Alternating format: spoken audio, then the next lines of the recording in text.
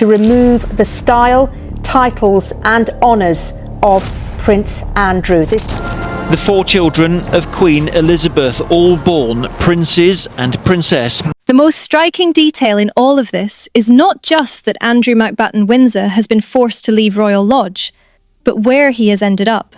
His new temporary home, Wood Farm Cottage. Andrew's popularity was plumbing new depths, so has the king done enough? Is one of the most quietly unsettling royal residences in existence. It's a place the family has long used to tuck people away when they become awkward, inconvenient, or simply easier not to talk about. Andrew's departure from Royal Lodge happened abruptly and, according to several reports, under cover of darkness. He did not host farewells. There were no public goodbyes, no slow transition. One evening, he was still at the grand Windsor Great Park property, and the next, he was gone. For someone who had lived there for decades, raising his daughters and entertaining friends, the exit was unusually swift. Until very recently, Andrew had been living at Royal Lodge with his ex-wife, Sarah Ferguson. Their arrangement was long described as cordial, even affectionate. Sarah once famously referred to them as the happiest divorced couple in the world. Despite their separation in the early 1990s, they continued sharing the same roof, a situation that raised eyebrows but was tolerated within the family for years. That tolerance eventually ran out. By late last year, pressure within the palace had clearly reached a tipping point. According to reports, Andrew had hoped to remain at Royal Lodge for longer. Instead, he was told that the arrangement could not continue. The decision is understood to have come from King Charles III, Andrew's elder brother, who has been steadily distancing the monarchy from Andrew since ascending the throne. Andrew has always denied wrongdoing, and the palace has repeatedly emphasised that he is no longer a working royal. Even so, his removal from Royal Lodge marked a significant escalation. It was not simply about public image. It was about control of royal property, optics, and the quiet reshaping of family boundaries. Royal Lodge itself is worth mentioning here. It is not just a house, but a symbol. The 30-bedroom mansion sits within Windsor Great Park and was once the home of Queen Elizabeth, the Queen Mother. Andrew took over the lease in the early 2000s after extensive renovations, reportedly costing millions. For years, it represented his continued proximity to royal privilege, even after stepping back from official duties.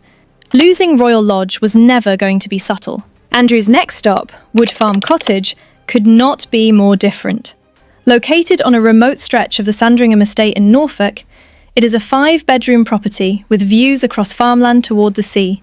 It is quiet, secluded, and deliberately out of the way. While pleasant enough by ordinary standards, within royal circles it has long been regarded as a place for those who no longer quite belong at the centre. Wood Farm is not unfamiliar territory for Andrew, nor for Sarah Ferguson. In fact, it has been linked to some of the most uncomfortable chapters in their shared history. In August 1992, just months after Andrew and Sarah announced their separation, photographs emerged that caused a storm. Sarah was pictured on holiday in France with her American financial advisor, John Bryan. The images showed her reclining on a deck chair, while he appeared to kiss and suck her toes. The reaction was immediate and fierce. Prince Philip, in particular, was said to be livid. According to reports at the time, he felt the photographs humiliated the family. As a result, Sarah was barred from attending the traditional Christmas celebrations at Sandringham later that year. Rather than being entirely excluded, however, a compromise was reached. Sarah spent Christmas at Wood Farm Cottage with her daughters, Princess Beatrice and Princess Eugenie. The girls were allowed to attend festivities at Sandringham House with the rest of the family, while their mother remained at the cottage nearby. Even then, Wood Farm functioned as a kind of royal exile, close enough to keep an eye on, far enough to keep out of sight. That role goes back much further than the 1990s. Wood Farm is deeply connected to one of the most quietly tragic stories in royal history, the life of Prince John, the youngest son of King George V and Queen Mary. Prince John was born in July 1905, the sixth and youngest child in a prominent royal family. From an early age, it was clear he was different. Family members described him as delicate and slow. By the age of 4, concerns had already been raised about his development. In 1909, Prince John suffered his first epileptic seizure. Over time, his condition worsened. Modern historians and medical experts believe he may also have had a severe form of autism, though this was not understood or diagnosed at the time. In his early years, John appeared occasionally in public with his family. He was photographed with his siblings and took part in some official events. However, he did not attend his parents' coronation in 1911, and by 1913, his public appearances had effectively ceased. No official portraits of him were commissioned after that point. Instead, Prince John was quietly removed from public view. He was sent to live at Wood Farm Cottage under the care of his nanny, Charlotte Bill, who was known within the family as Lala. There, he lived a sheltered life, away from London, court life, and the press.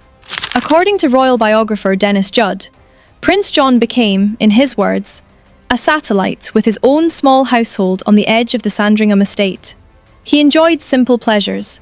He kept chickens, spent time outdoors, and received regular visits from his grandmother, Queen Alexandra, who reportedly had a small garden planted for him. For the family, Wood Farm served as a solution. Prince John could be cared for privately, without the scrutiny that accompanied royal life. For the outside world, he largely disappeared. Christmas Day 1918 would be Prince John's last.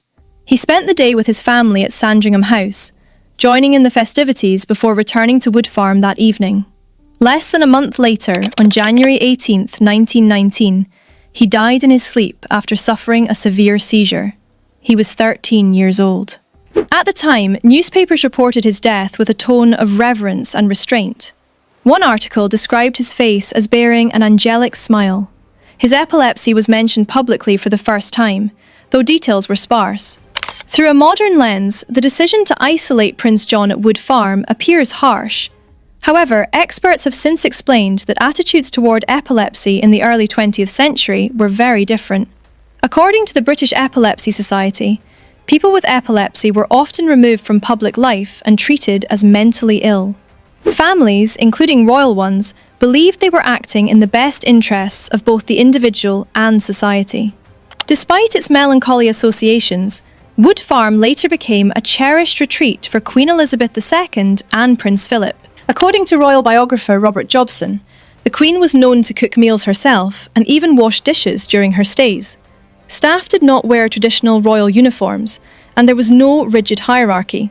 Compared to Buckingham Palace or Windsor Castle, Wood Farm was almost relaxed, which makes Andrew's current stay there feel particularly awkward. One friend reportedly said that Andrew found the move deeply humiliating.